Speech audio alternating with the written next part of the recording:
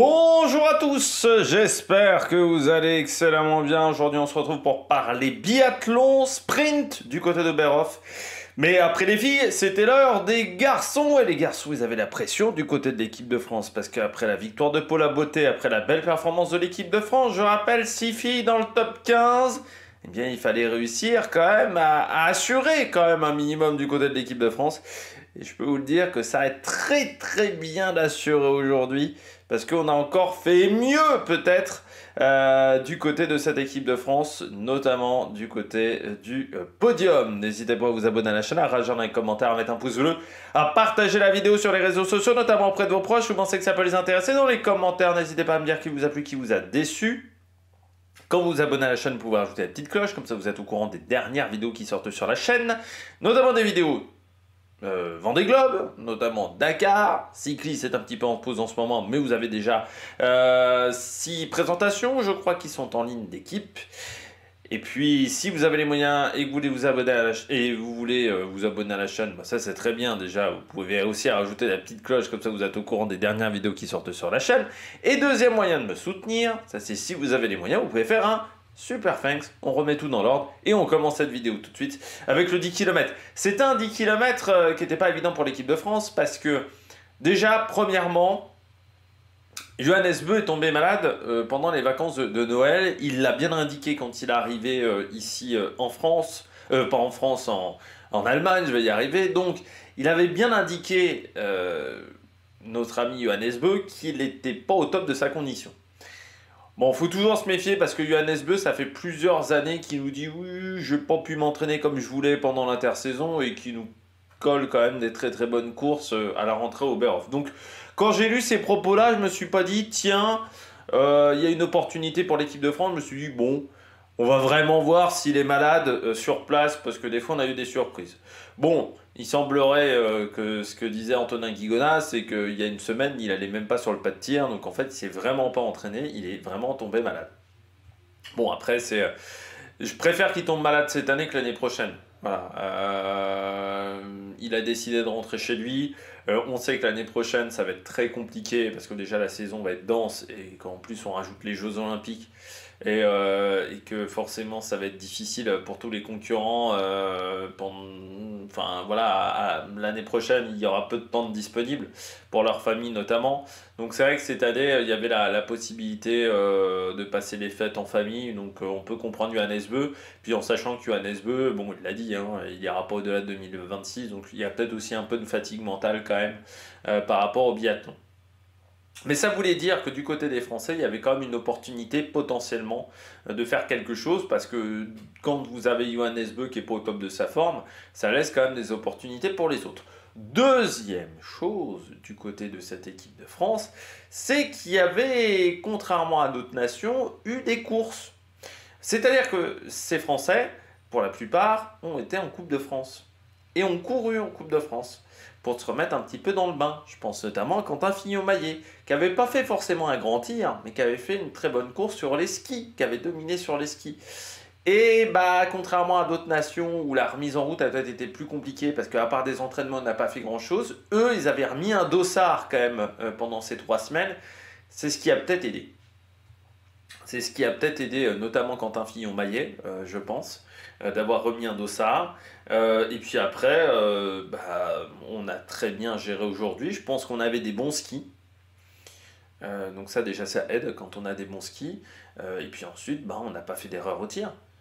C'est ça qui fait la différence. On arrive aussi, il faut bien le dire, dans d'autres circonstances que l'année dernière à Oberhof. L'année dernière, quand on arrive à Oberhof, on n'a pas eu de grands résultats. On sait que l'année va commencer à être très difficile. Les têtes d'affiche ont du mal à s'en sortir. On a parfois fait des erreurs en plus au niveau du fartage chez les garçons. Enfin, voilà, il n'y a pas grand-chose qui fonctionne quand on arrive au mois de janvier. Là, on arrive, on a déjà fait une première partie de saison en décembre qui était pas mal. Alors après, il faut réussir à remettre la machine en route, ce qui n'est pas évident. Mais on sait qu'on a plutôt été bon sur la première partie de saison. Et en plus, on a ce cas Johannes Beu. Et c'est ce qui fait qu'à la fin, Quentin Fillon-Maillet s'impose. Parce que Quentin, il a été très bon. Il a été très bon, sans faute aujourd'hui pour Quentin Fillon-Maillet. sans faute dans tous les sens du terme, c'est-à-dire sans faute au tir, ça c'est clair et net, avec un tir très performant. Il a pris plus son temps sur le tir couché.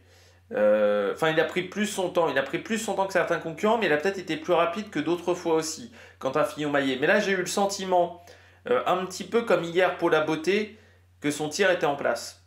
Ce qui n'arrive quasiment jamais sur le couché, où tu as l'impression qu'il se bat plus qu'il tire, presque, Quentin Fillon-Maillet, des fois sur le couché. Là, j'ai eu l'impression que tout était en place. Et après, bon, je me suis dit, après le coucher, il est bien, il est parti très fort. Donc c'est vrai qu'il avait déjà une vingtaine de secondes d'avance presque sur tout le monde, parce qu'il est parti avec un temps canon, Quentin Fillon-Maillet. Mais je me suis dit, bon déjà, est-ce qu'il n'est pas parti trop vite? Ça c'est toujours la grande interrogation. Et puis ensuite, est-ce qu'il va tenir sur le debout? Parce que ces derniers temps, quand il foire pas le coucher, il foire le debout. Donc j'étais pas tant rassuré que ça par Quentin Fillon-Maillet. Et puis là, sur le debout, il fait le tir parfait. Un tir hyper rapide, hyper engagé. Et je me dis, quand je vois qu'en fait il arrive à la quatrième balle, je me dis, allez, à la quatrième balle, il va rater la dernière.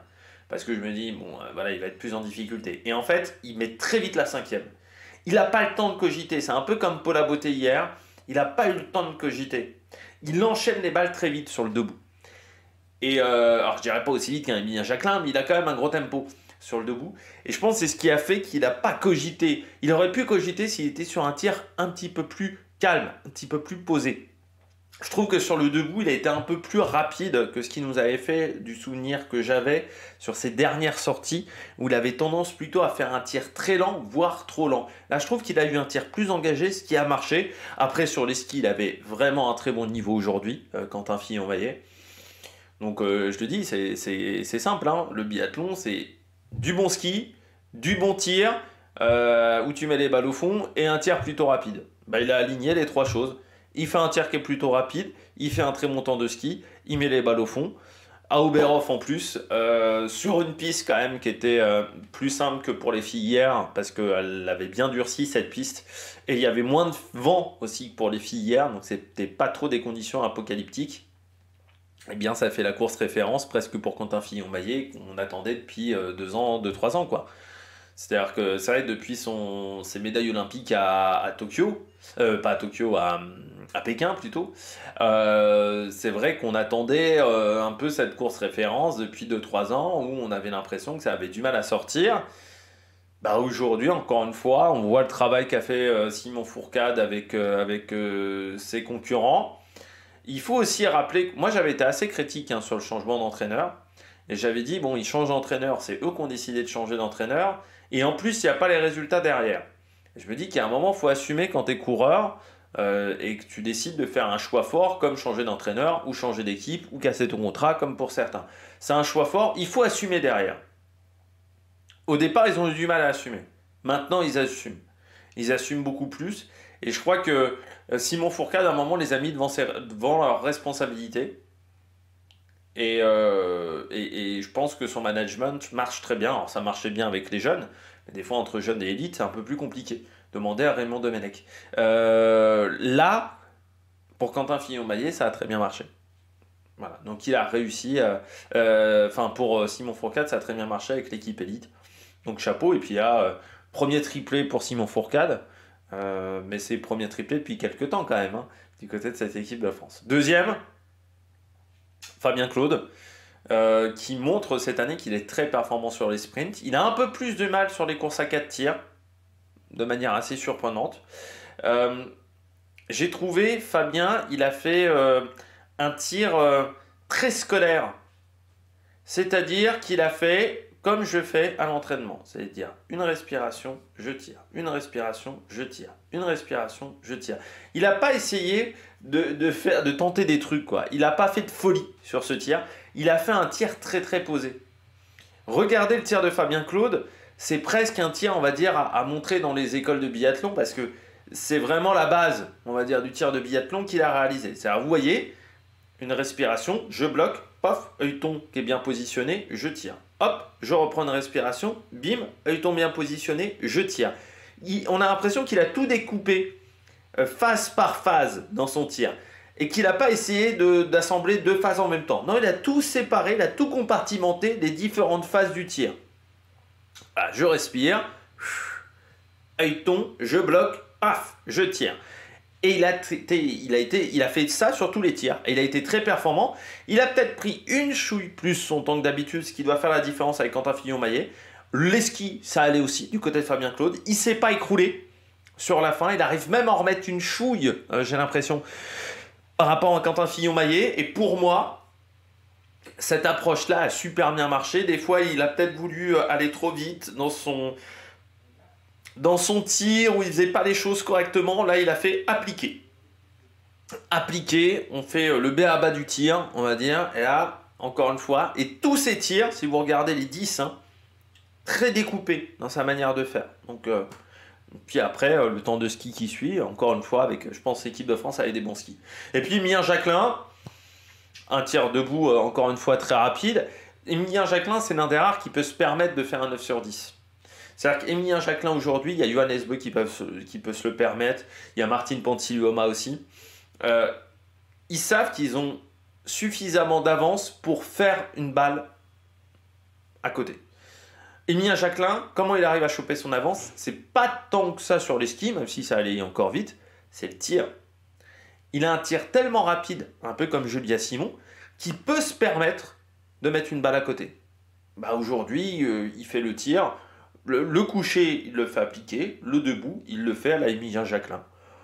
Ça passe beaucoup plus que les années précédentes aussi. C'est ce qui fait la différence. Il y a certaines fois où il est en vendanger 3, il est obligé de se reprendre. Là, cette année, ça passe. Désormais, ce tir-là, très engagé, très offensif.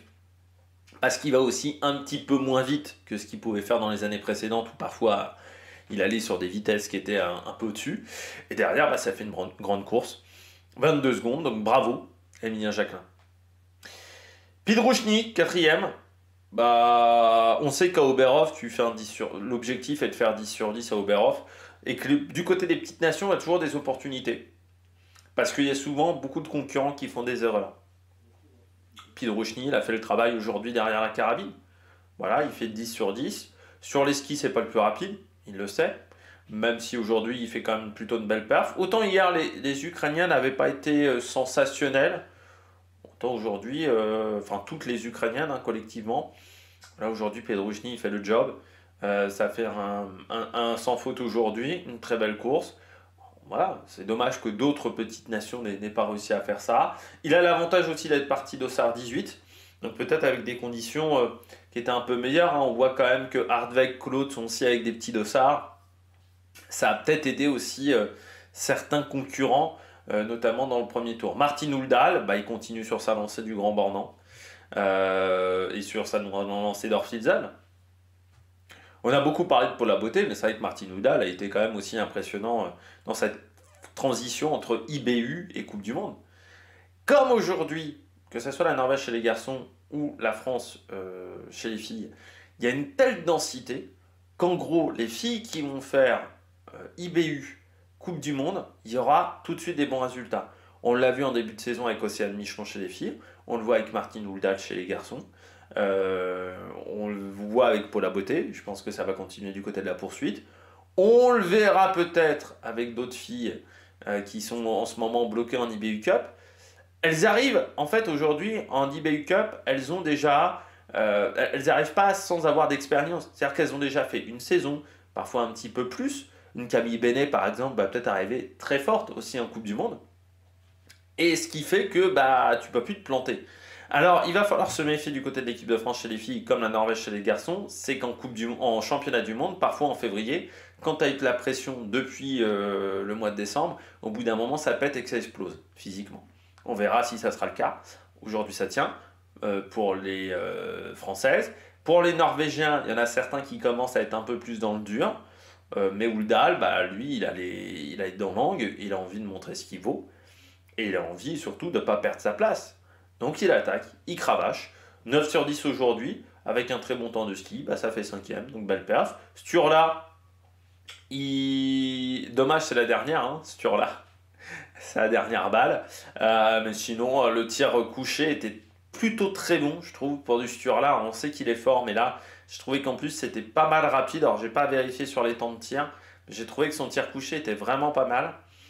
Derrière le debout, bon, il y a une petite erreur à côté. Il reprend quelques points sur Johannes Beu, c'est plutôt pas mal. Niklas Hartweg, là encore, je disais pour les concurrents qui sont moins rapides, là il y avait des opportunités.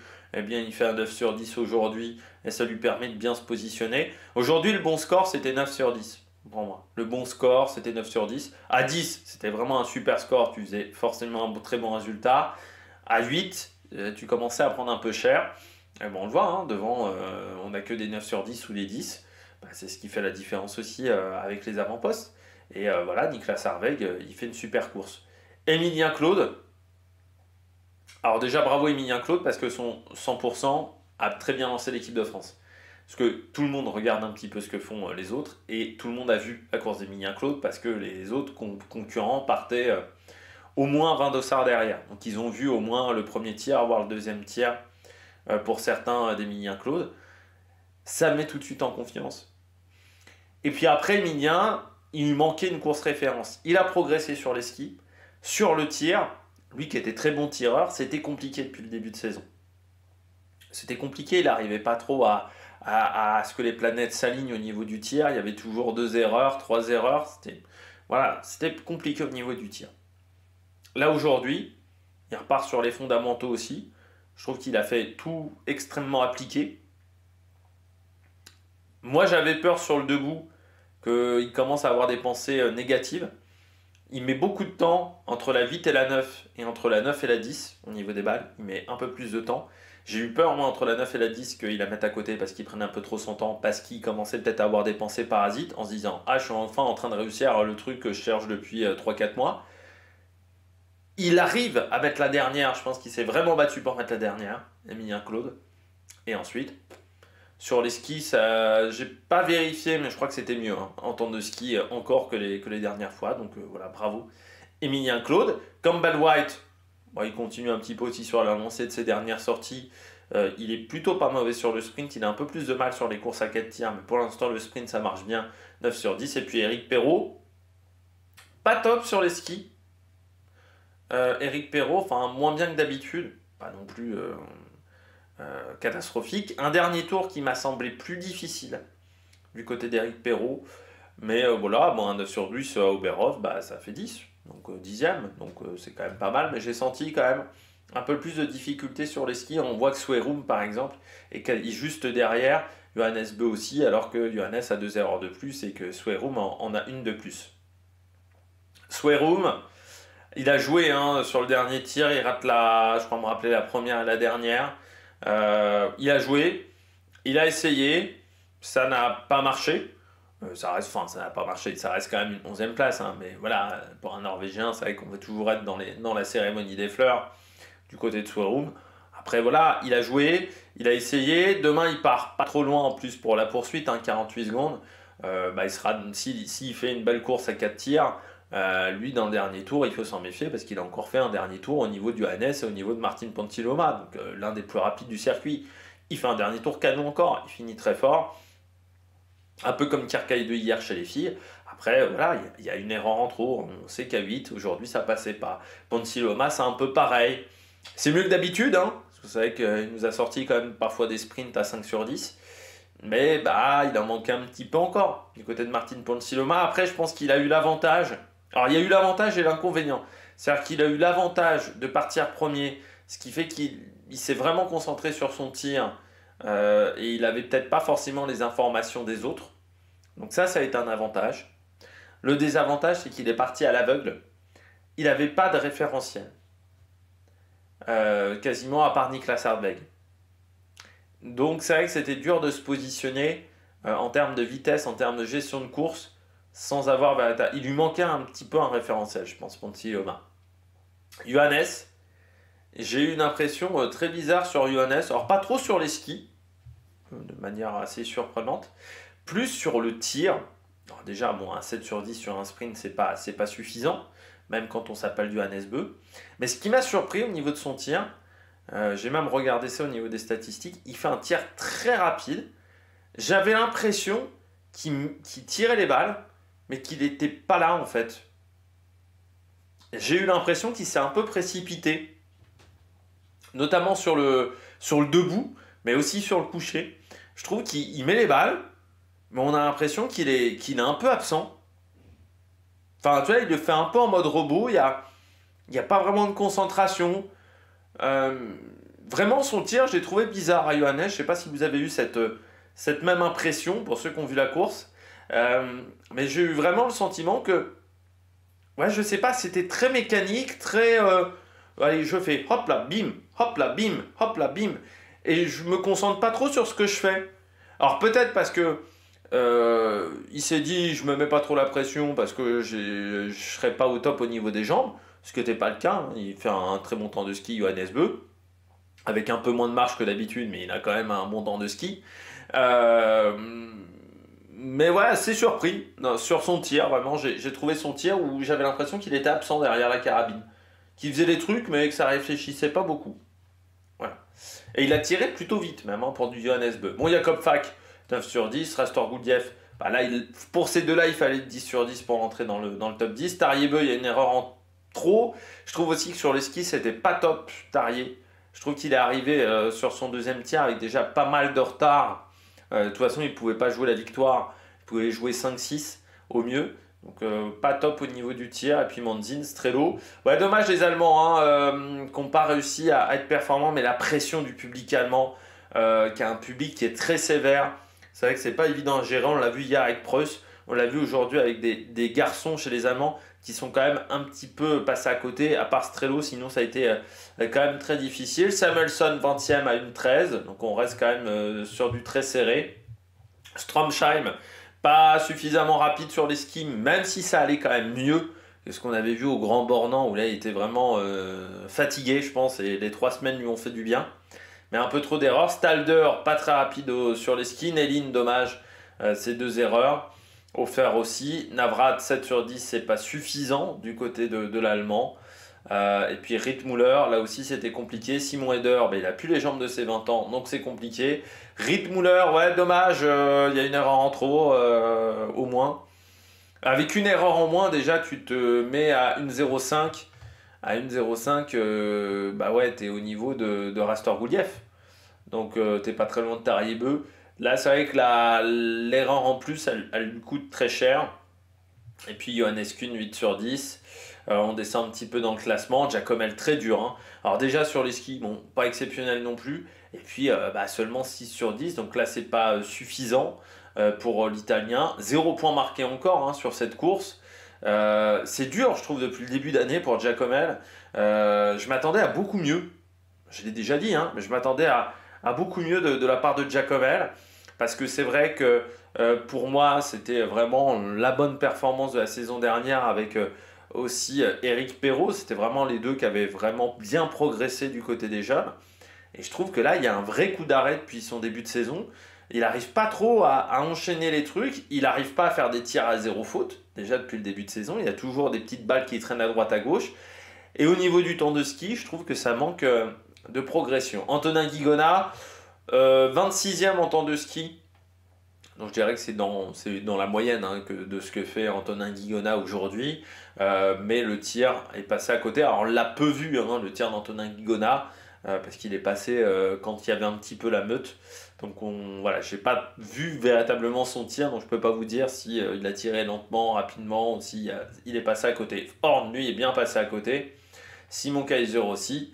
Juste derrière Maxime Germain. Lovro, Planko, il a vraiment tenté sur le tir debout, mais ça a été compliqué. Bionaz, le tir était pas bon et le temps de ski était pas bon et ça passe limite pour Bionaz pour la poursuite.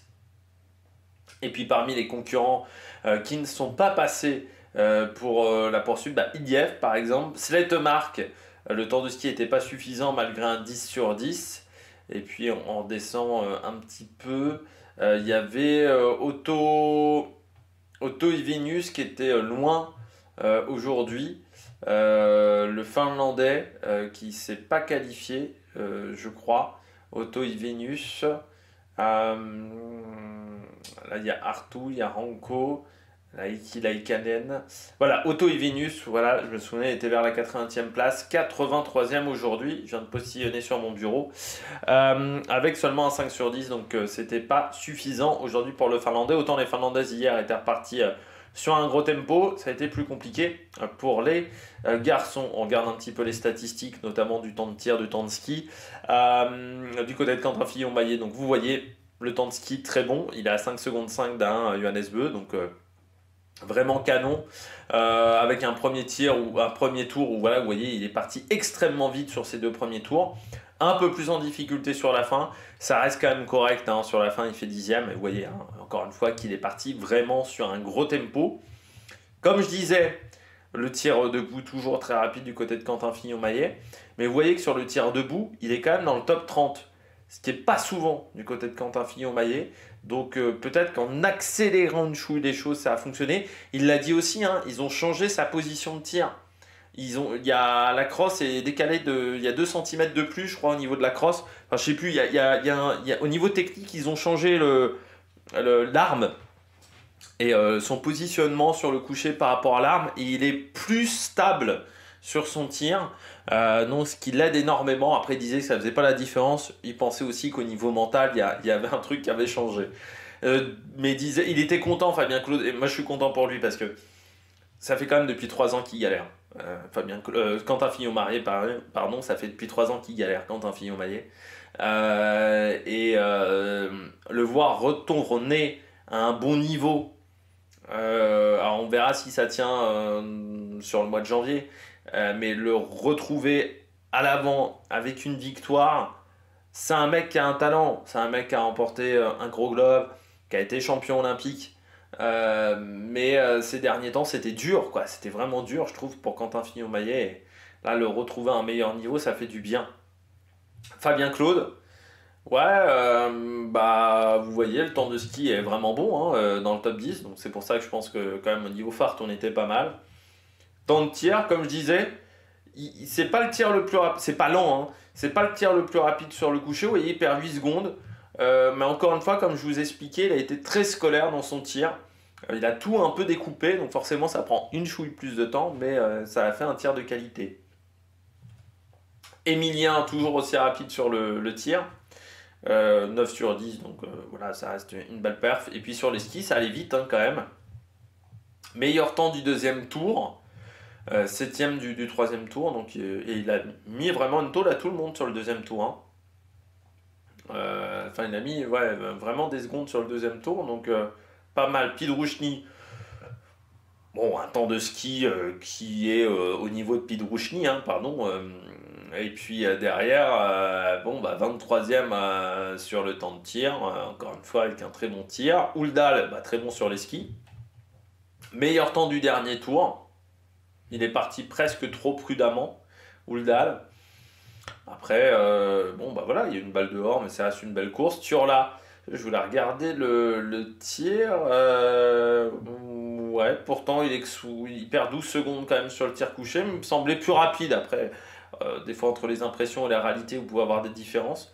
Il me semblait avoir fait un tir plus rapide, ce Turla. Sur le debout, il est 16e. Voilà, donc c'est pas si rapide que ça hein, pour du Turla à la grille. Hardweg, très bon temps de ski dans le top 10, donc les Suisses qui avaient des bons farts aussi aujourd'hui, et puis 5e du temps du Rennstein, 6e du temps de tir, donc c'est très bien. Emilien Claude, 19e en temps de ski, donc mieux que d'habitude, hein, dans le top 20 encore, et puis 67e, donc vraiment pas le plus rapide sur le temps de tir. C'est là où on peut encore gagner, je pense, un petit peu. Sur le temps de tir, mais encore une fois, il était en manque de confiance, donc il voulait surtout bien faire. Campbell White, 14e, donc on voit que... Après, on était sur des conditions avec un sol assez dur. Ça, les Américains, normalement, ils savent faire un peu. Ils ont plus de mal sur les neiges qui brassent, parce que c'est pas l'habitude qu'ils ont. Là, c'était une neige qui était assez sèche. Donc, c'est plus qu'ils ont l'habitude d'avoir...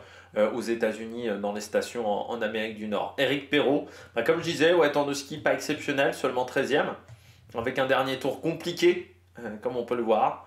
Donc voilà, peut-être une remise en route un petit peu plus dure. Après, Il est quand même dans le top 10 devant Swearum. Encore une fois, un dernier tour canon, même s'il a été battu par Martin Houldal. Ponsillioma, donc voilà, deuxième en termes de temps de ski, à 2 secondes de Johannes Beu, mais bon, les deux ont été très forts en temps de ski, un peu trop de balles dehors, d'un côté comme de l'autre. Et je voulais voir le temps de tir, il fait meilleur temps de tir sur le debout, Johannes. Donc c'est-à-dire, encore une fois, quand je vous disais qu'il a été très rapide, je trouve, sur son tir, et sur le coucher, il est 32e. Mais j'avais vraiment cette impression-là qu'il était, voilà, il balançait ses balles un petit peu comme ça, sans être hyper concentré là-dessus. Et puis Jacob Fack, 14e, et il est 25e temps de ski. Strello, 33e temps de ski. J'avais l'impression que chez les Allemands, ça allait pas très vite aujourd'hui. Samuelsson, pas exceptionnel sur le ski, 18e, avec un dernier tour qui a été un petit peu compliqué. Il est parti fort aussi, Samuelsson, il a eu du mal à tenir, 29e sur le dernier tour. Stromsheim, un peu mieux quand même, un peu mieux, mais ça reste trop loin pour moi, pour un Norvégien. 23e en temps de ski, ça reste un peu trop loin, voilà, pour Stromsheim. Là aussi, il est parti fort, il a eu du mal à finir. Et puis on descend. Navrat, 16e temps de ski, oui, il est capable de faire un petit peu mieux. Simon Eder, 52e en temps de ski. Rittmüller, 15e. Et je voulais voir Kuhn, ouais, 34e, c'est pas foufou non plus sur les temps de ski des Allemands, donc peut-être qu'on n'avait pas pris le bon fart du côté des Allemands. Je voulais voir Giacomel, ouais, pourtant 9e en temps de ski, donc c'est un peu la moyenne qu'il a depuis le début de saison. Mais c'est même plutôt la moyenne haute, parce qu'il est rarement rentré dans le top 10. C'est le tir où il est complètement passé à côté. Antonin, donc comme je vous disais, 26e temps de ski. Perte de temps régulière, même plutôt enfin il perd 15 secondes à peu près à chaque tour, donc c'est plutôt bien. Dommage au niveau des tirs. Thierry Langer là aussi, temps de ski pas top pour Thierry Langer aujourd'hui, seulement 42e pour le Belge, parce que c'est vrai que j'étais surpris de le voir aussi loin malgré un 8 sur 10. Je trouve que voilà, il a perdu beaucoup sur la fin de course. Et puis Didier Bionaz, donc comme je vous disais, 29e en temps de ski, donc ce qui n'est pas exceptionnel, surtout par rapport à ce qu'il a montré. Un temps de tir incroyablement lent. Il est dernier temps de tir sur les 2 tirs, donc est-ce qu'il n'a pas eu un problème avec son arme, Didier Bionaz? Parce que 25 secondes sur de plus, 44 secondes sur un coucher, c'est énorme. Et 38 secondes sur un debout, là aussi, donc je ne sais pas ce qui s'est passé pour Didier Bionaz. Voilà, et puis on va regarder Otto Ivenius, 83e. Voilà, un temps de ski pas suffisant pour faire un 5 sur 10. Voilà, aujourd'hui, il fallait qu'il soit au moins 8 sur 10 pour pouvoir être dans les 60 premiers Otto Ivenius. Donc ça a été un petit peu compliqué pour lui. Bon, j'espère que vous avez aimé cette vidéo. N'hésitez pas à vous abonner à la chaîne, à réagir dans les commentaires, à mettre un pouce bleu. Demain, les poursuites, le Dakar et puis le Vendée Globe. J'espère les poursuites, parce qu'encore une fois, comme je vous le dis, ça va être compliqué pour faire des vidéos, mais sinon, la vidéo arrivera un petit peu tard demain. Bon, d'ici là, n'hésitez pas à vous abonner à la chaîne, à réagir dans les commentaires, à mettre un pouce bleu. Allez, ciao, ciao sur la Mérique Production.